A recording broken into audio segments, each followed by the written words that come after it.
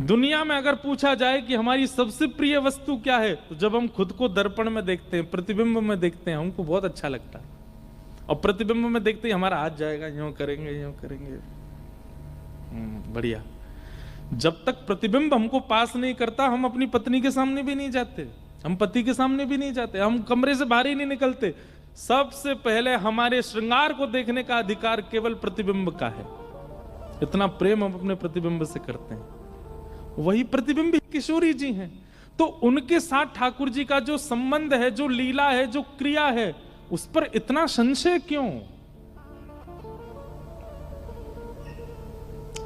ठाकुर जी का प्रतिबिंब है। इसलिए ठाकुर जी की, हमारे गिरधर लाल जी की जब आरती होती है, आरती से पहले ठाकुर जी को आरसी दिखाते हैं। तो आरसी में ठाकुर जी जब खुद को देखते हैं, वो किशोरी जी हैं।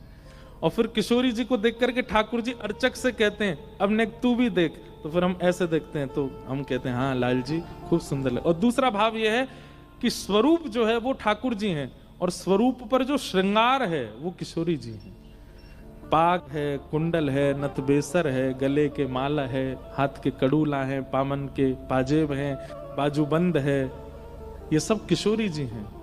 तो ठाकुर जी अपने ऊपर किशोरी जी कितनी प्रभाव में आई है, ये देखते हैं। किशोरी जी जब प्रतिबिंब देखती हैं, तो आप कहोगे तो किशोरी जी किसको देखती हैं? ठाकुर जी को? नहीं, ठाकुर जी का प्रतिबिंब किशोरी जी, और किशोरी जी का प्रतिबिंब श्री ललिता जी। ललिता जी कौन है? अष्ट सखियों में प्रथम सखी ये किशोरी